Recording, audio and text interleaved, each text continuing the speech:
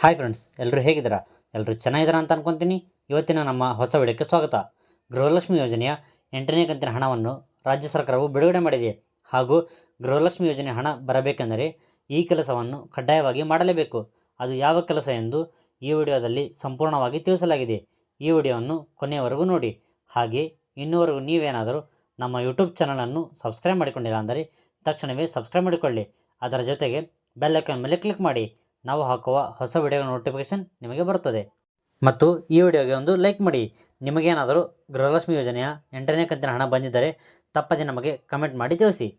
ಹೌದು ಸ್ನೇಹಿತರೆ, ರಾಜ್ಯ ಸರ್ಕಾರದ ಮಹತ್ವಾಕಾಂಕ್ಷೆ ಯೋಜನೆಯಾದ ಈ ಗೃಹಲಕ್ಷ್ಮಿ ಯೋಜನೆಯ 8ನೇ ಕಂತಿನ ಹಣವನ್ನು ಈಗಾಗಲೇ ರಾಜ್ಯ ಸರ್ಕಾರವು ಬಿಡುಗಡೆ ಮಾಡಿದೆ. ಈ ಯೋಜನೆಗೆ ಅರ್ಜಿ ಸಲ್ಲಿಸಿದ ರಾಜ್ಯದ ಫಲಾನುಭವಿ ಮಹಿಳೆಯರ ಖಾತೆಗೆ ಈ 8ನೇ ಕಂತಿನ ಹಣವನ್ನು ಜಮಾ ಮಾಡಲಾಗುತ್ತಿದೆ. ಆದರೆ ಇನ್ನೂ ಕೆಲ ಮಹಿಳೆಯರು ಗೃಹಲಕ್ಷ್ಮಿ ಯೋಜನೆಯ ಹಣ ಬರುತ್ತಿಲ್ಲ ಎಂದು ಕಮೆಂಟ್ ಮಾಡುತ್ತಿದ್ದರು. ಅಂಥವರು ಏನು ಮಾಡಬೇಕು, ಹಾಗೆ ನಿಮ್ಮ ಖಾತೆಗೆ ಏಕೆ ಹಣ ಬರುತ್ತಿಲ್ಲ, ಬರಬೇಕೆಂದರೆ ಏನು ಮಾಡಬೇಕು ಎಂಬುದರ ಬಗ್ಗೆ ಈ ವಿಡಿಯೋದಲ್ಲಿ ತಿಳಿಸಲಾಗಿದೆ. ಈ ವಿಡಿಯೋವನ್ನು ಕೊನೆಯವರೆಗೂ ನೋಡಿ. ಹೌದು ಸ್ನೇಹಿತರೆ, ಲೋಕಸಭಾ ಚುನಾವಣೆ ಪ್ರಯುಕ್ತ ರಾಜ್ಯ ಸರ್ಕಾರವು ಈ ಗೃಹಲಕ್ಷ್ಮಿ ಯೋಜನೆಯ 8ನೇ ಕಂತಿನ ಹಣವನ್ನು ಬಿಡುಗಡೆ ಮಾಡಿದೆ. ಗೃಹಲಕ್ಷ್ಮಿ ಯೋಜನೆಯ ಅಡಿಯಲ್ಲಿ ರಾಜ್ಯದ ಸಾಕಷ್ಟು ಮಹಿಳೆಯರಿಗೆ 2,000 ರೂಪಾಯಿ ಹಣ ತುಂಬ ಸಹಾಯಕವಾಗಿದೆ. ಈ 2,000 ರೂಪಾಯಿ ಹಣದಿಂದ ಮಹಿಳೆಯರ ದಿನನಿತ್ಯದ ಸಣ್ಣ ಪುಟ್ಟ ಖರ್ಚಿಗೆ ತುಂಬ ಸಹಾಯಕವಾಗಿದೆ. ಆದರೆ ಇನ್ನೂ ಕೆಲ ಮಹಿಳೆಯರು ನಮ್ಮ ಖಾತೆಗೆ ಹಣ ಬರುತ್ತಿಲ್ಲ ಎಂದು ಕಮೆಂಟ್ ಮಾಡುತ್ತಿದ್ದರು. ಅಂಥವರು ಏನು ಮಾಡಬೇಕಪ್ಪ ಅಂದರೆ, ಮೊದಲಿಗೆ ನೀವು ನಿಮ್ಮ ಅರ್ಜಿಯ ಸ್ಥಿತಿಯನ್ನು ಚೆಕ್ ಮಾಡಿಕೊಳ್ಳಬೇಕಾಗುತ್ತದೆ.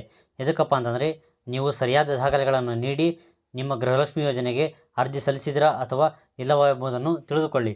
ನಂತರ ನಿಮ್ಮ ಖಾತೆಗೆ ಆಧಾರ್ ಕಾರ್ಡನ್ನು ಲಿಂಕ್ ಮಾಡಿಸಬೇಕು. ನಿಮ್ಮ ಬ್ಯಾಂಕ್ ಖಾತೆಗೆ ಆಧಾರ್ ಕಾರ್ಡನ್ನು ಲಿಂಕ್ ಮಾಡಿಸದಿದ್ದರೆ ನಿಮಗೆ ಈ ಗೃಹಲಕ್ಷ್ಮಿ ಯೋಜನೆ ಹಣ ಬರುವುದಿಲ್ಲ. ಹೌದು ಸ್ನೇಹಿತರೆ, ರಾಜ್ಯ ಸರ್ಕಾರವು ತಿಳಿಸಿದ ಹಾಗೆ ಈ ಗೃಹಲಕ್ಷ್ಮಿ ಯೋಜನೆ ಹಣ ಪಡೆಯಬೇಕೆಂದರೆ ನೀವು ಕಡ್ಡಾಯವಾಗಿ ನಿಮ್ಮ ಖಾತೆಗೆ ಆಧಾರ್ ಕಾರ್ಡನ್ನು ಲಿಂಕ್ ಮಾಡಿಸಲೇಬೇಕು. ಏಕೆಂದರೆ ಕೆಲವೊಬ್ಬರು ನಕಲಿ ದಾಖಲೆಗಳನ್ನು ನೀಡಿ ಈ ಗೃಹಲಕ್ಷ್ಮಿ ಯೋಜನೆಗೆ ಅರ್ಜಿ ಸಲ್ಲಿಸಿದ್ದಾರೆ. ಅಂಥವರಿಗೆ ಈ ಗೃಹಲಕ್ಷ್ಮಿ ಯೋಜನೆಯ ಹಣವನ್ನು ವರ್ಗಾವಣೆ ಮಾಡುತ್ತಿಲ್ಲ. ಇದಕ್ಕಾಗಿ ನೀವೇನಾದರೂ ಈ ಗೃಹಲಕ್ಷ್ಮಿ ಯೋಜನೆ ಹಣ ಪಡೆಯಬೇಕೆಂದರೆ ಕಡ್ಡಾಯವಾಗಿ ನಿಮ್ಮ ಖಾತೆಗೆ ಆಧಾರ್ ಕಾರ್ಡನ್ನು ಲಿಂಕ್ ಮಾಡಿಸಲೇಬೇಕು. ಮಾಡಿಸಿದ ನಂತರವೇ ನಿಮ್ಮ ಖಾತೆಗೆ ಈ ಗೃಹಲಕ್ಷ್ಮಿ ಯೋಜನೆಯ ಹಣ ಬರುತ್ತದೆ. ಅಲ್ಲಿಯವರೆಗೂ ನಿಮ್ಮ ಖಾತೆಗೆ ಈ ಗೃಹಲಕ್ಷ್ಮಿ ಯೋಜನೆಯ ಹಣ ಬರುವುದಿಲ್ಲ.